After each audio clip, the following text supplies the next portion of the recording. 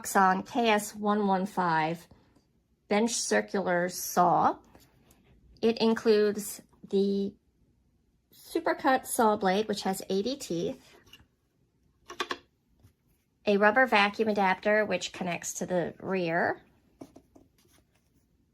a fence, which can slide onto either side, a miter gauge, 2 hex keys, and 2 fixing bolts. One goes here, one goes here, in case you want to secure it to a work table. It has a really small footprint, which is ideal if space is limited, and it also makes it portable.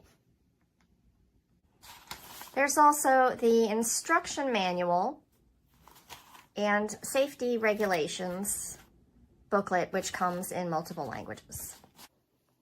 So now I'm going to demonstrate how to make a straight cut using the KS115.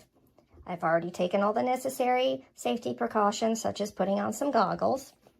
And for the purpose of the video, I'm going to mute the sound when I do the cutting because I'm going to have my vacuum turned on and that can be a little loud.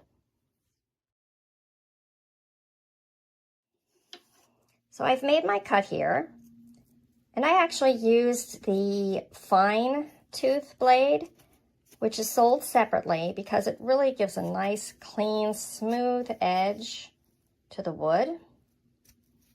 So now I'm going to make a cut using the miter gauge. The markings are the same on each side, so it can be used to cut the angle one way and then the opposite direction.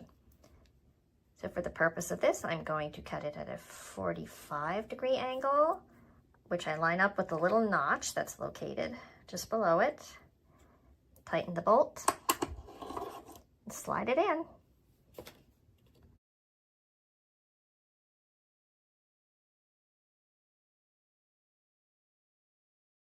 Okay, so I've made my 45-degree cut.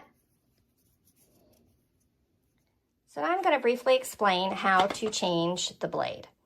The first thing you need to do is unplug the unit from the power source, then take the large hex to remove the side.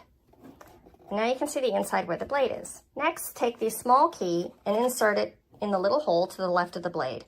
If you meet some resistance when you first do this, because it should go down about halfway so that it holds the shaft in place and prevents the blade from turning as you're unscrewing with the large hex key. So what you'll need to do then in that case is just insert the large hex key, rotate the blade a little bit until you feel the small hex key slide in. Then keeping your finger on the small hex key, just unscrew the fixing bolt. Once that's been removed, you can slide this gray washer off.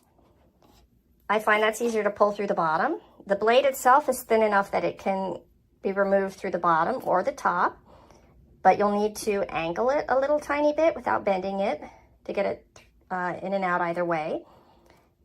And then once you've done that, replace with the new blade.